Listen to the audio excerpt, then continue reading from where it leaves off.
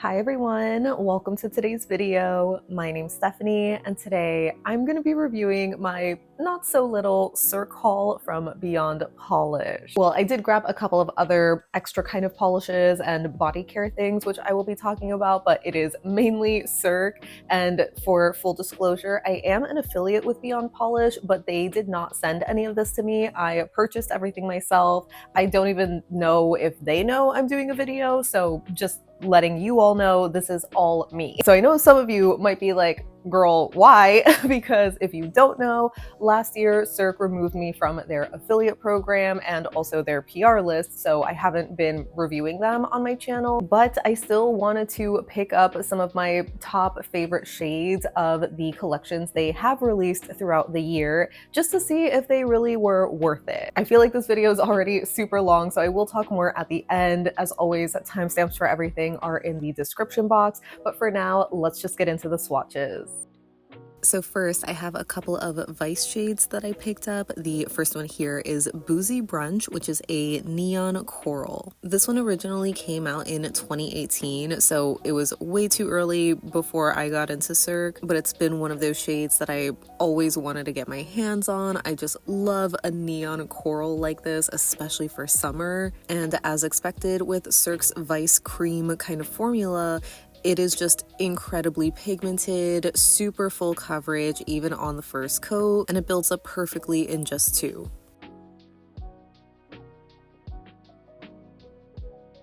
And the other Vice shade I had to grab was Retail Therapy.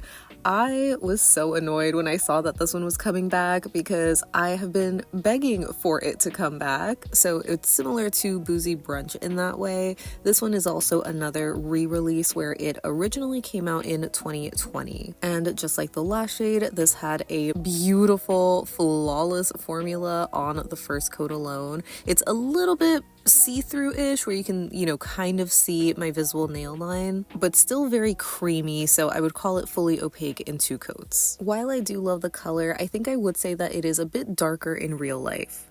Next, I picked up a few of the recent collab shades. The first one that I have here is Saboteur, which was created by Tyler from Evil Twin Nails. I'm sure so many of you already saw the videos, but just in case, here's a look at the box, which he designed as well. Absolutely love the details. And as far as the polish goes, it's described as a light teal with a blue to violet color shifting shimmer, intense scattered hollow, and a sprinkle of silver reflective glitter. So this is technically a new formula for Cirque where they have made shimmers with hollow before or shimmers with reflective, but this kind of has all of those elements together, and no surprise, I absolutely loved it. I also love the color of this one. I would say it's a bit more green leaning, but the blue shimmer really makes it push more teal. It had a really lovely formula. It's just a little bit on the sheer side, so you can see some visible nail line even after two coats. And the other collab shade I grabbed was Liminal Light, which was created by SWATCHES. So here's a little look at her box. Absolutely adorable. I love the Y2K kind of nostalgic design. Again, just the attention to detail is so appreciated. But as far as the polish goes, this one is described as an opal-inspired white sheer with a mix of blue-violet iridescent flakies and a pearlescent shimmer. As you might know, I'm an October baby, so I love opals. I've had to get this one. It just felt like a me polish, and while I loved seeing this on other people, once I swatched it on myself, I feel like I didn't love it as much, and I think it is because of the pearly base, where at least for me, it sort of clashes with the flakies and gives it an almost visual texture. So I love the opal vibes, but from far away. So Cirque released two magnetic collections. One of them was new and the other was a re-release. I grabbed two of the re-released shades. The first one here is Good Vibes Only, which is described as a mint green. I personally feel like the shade of green is a little too bright or punchy to be mint, but either way, it is a beautiful shade of green. I don't always love Cirque's magnetics because of their jelly base. I find that when it comes to a cat eye effect, they're just a little plain looking, and you know, I hate having to do 3 coats of magnetic, but this formula does shine in the velvet effect because of the jelly base, where it just makes the magnetic pigment look so incredibly plush. I just love this combination. It is so beautiful.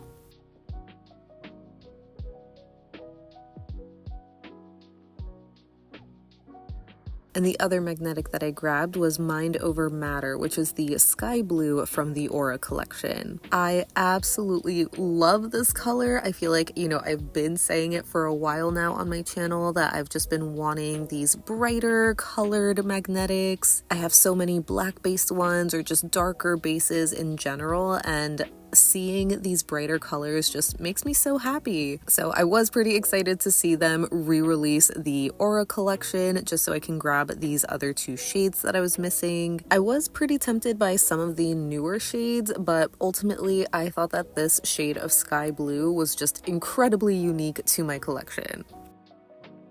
Next, from the Angel Baby collection, I was most tempted to pick up Slow Burn, which is the topper. I love that collection for the vibes in general, but some of the polishes were very familiar to, you know, other ones that I had, but I didn't have a topper like this, and this is described as being a red to gold to green color shifting Aurora shimmer in a clear purple tinted base, which I thought was interesting because obviously in the bottle you can tell that there is a little bit of a purple hue going on, but on the nail it's a lot harder to build that up, so you do get more of that clear base color coming through with like a little bit of a purple tinge. So while I do normally love layering a topper over a sheer pink, for this one I think it would look best over a light purple, for example, or just over darker colors for the most contrast. I know it's going to be hard to see it on camera, but I actually did like how this sparkled against the neons, so I thought this was a perfect pair. It just didn't capture well. And lastly, from the Moonstruck collection, I picked up a few shades. The first one here is Wish Come True, which is described as a sheer teal with a gold to green duochrome shimmer and dazzling reflective glitters. This was Cirque officially debuting their shimmer reflective glitter combination formula, where they're calling them spotlight shimmers. And as I've mentioned before, I personally am a fan of this kind of combination, and I was such a sucker for this color. I have been thinking about it for months since it launched. It had a lovely formula. It built up so beautifully. The only downside is that because of the reflective glitters against the shimmer, you kind of get a bit of a visual texture going on.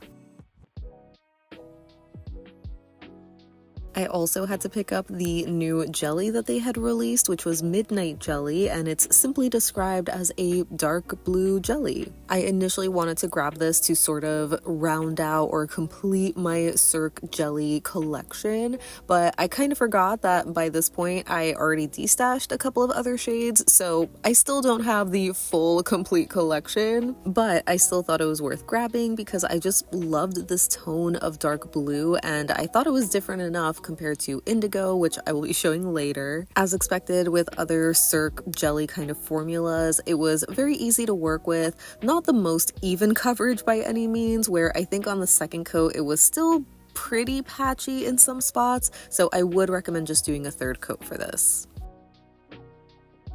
And last but certainly not least, I picked up Starry Eyed, which was the silver magnetic holographic topper. So this is actually like a double holo polish where the magnetic is holographic, but there is also this scattered holo effect outside of that as well, which I just really loved that detail. I mean, that might not be surprising if you are familiar with my taste in magnetics, where I just love a little extra holo sparkle in the background. I don't much care for the magnetic part being holographic because that's the more subtle effect, but it does give a beautiful night sky vibe.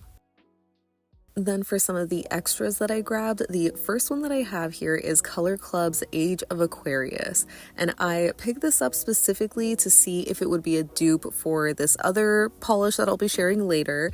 But this is described as a bright aqua leaning green. I feel like we can just call this a neon. I don't know why they don't call it that because it is incredibly vibrant. Or I don't know, maybe calling it a bleached neon would be a little bit more accurate because it has this almost whitened base, and this had an impeccable formula. It was so flawless and full coverage in 2 coats. Then I picked up a couple of Zoya shades, again in hopes that they would be dupes for other polishes.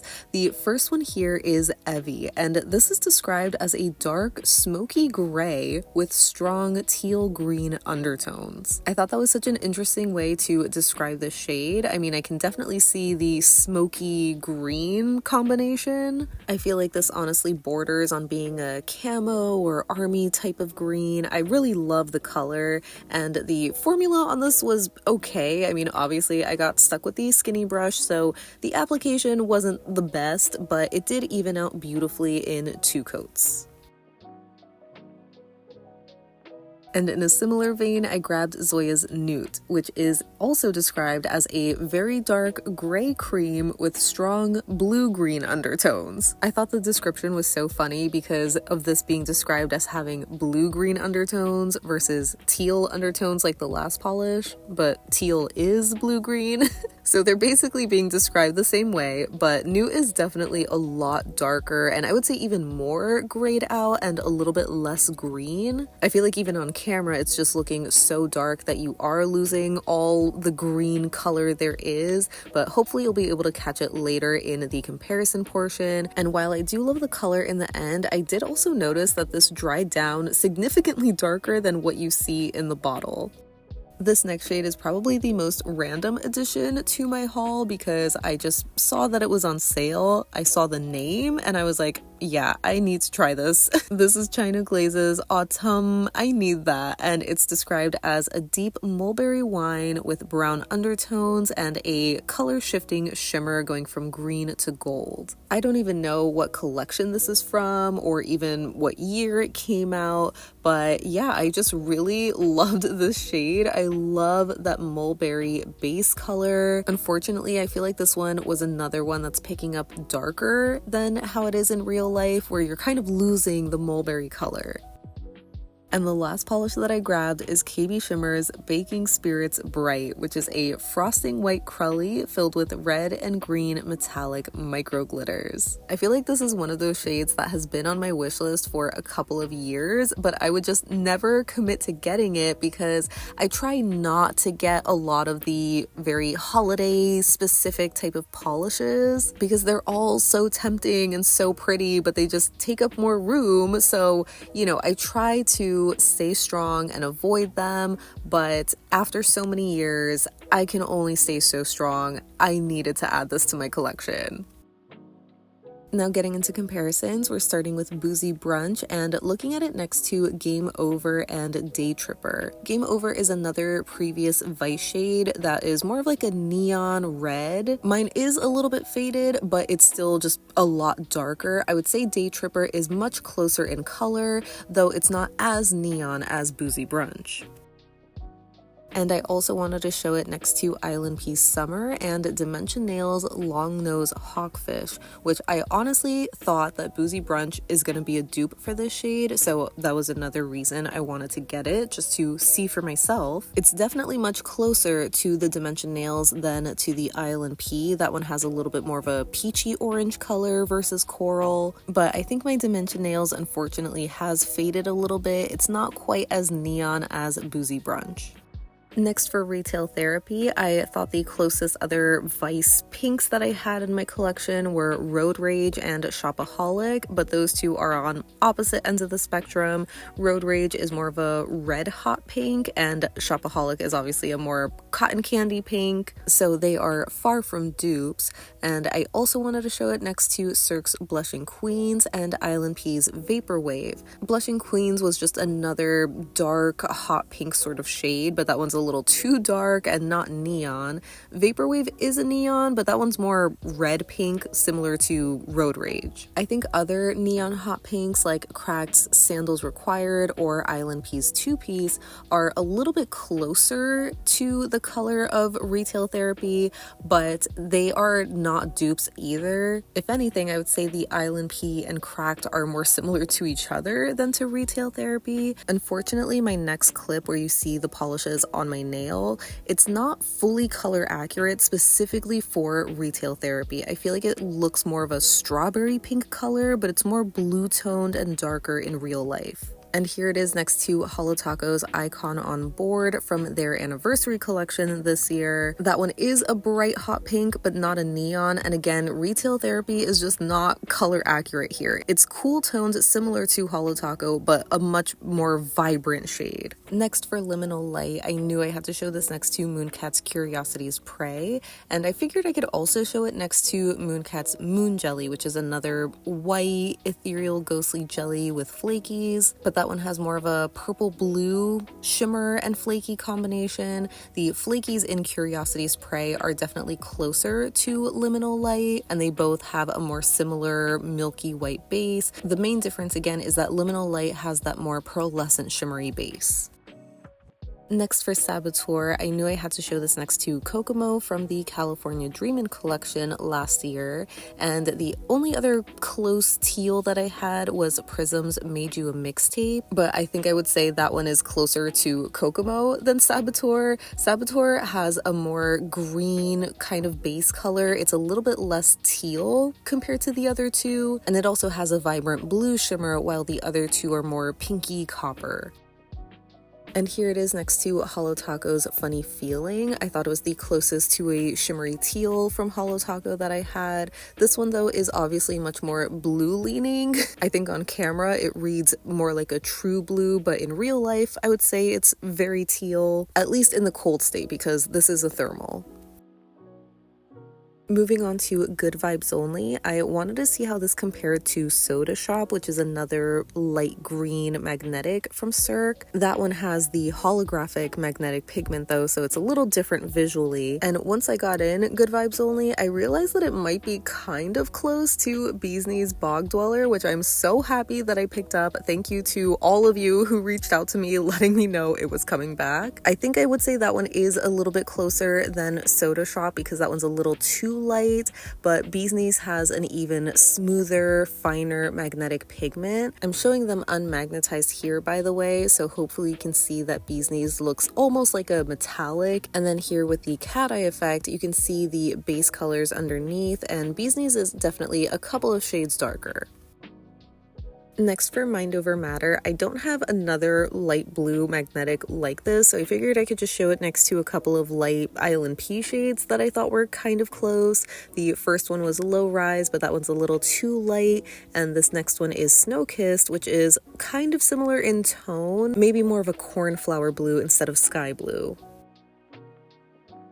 Next for Wish Come True, I think the closest shade that I had to this was Cirque's Introverde from the MXM Tune collab a few years ago, but that one is a bit more green and with a brighter pink shimmer.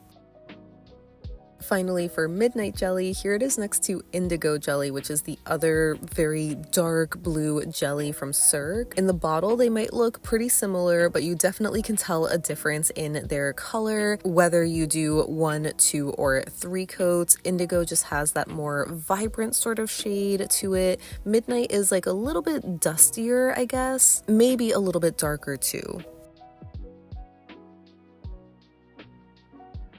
Next for Starry Eyed, I of course am showing this next to Chemistry, which is Cirque's plain silver magnetic topper, so it's not holographic, there's no extra holo in the background. So here is 1 coat of each over a sheer pink base, and hopefully you can see that Chemistry, even though it does have a crisp white magnetic silver pigment, there's almost a little bit of a gray tinge to the background. And here I layered a scattered holo on top to recreate Starry Eyed.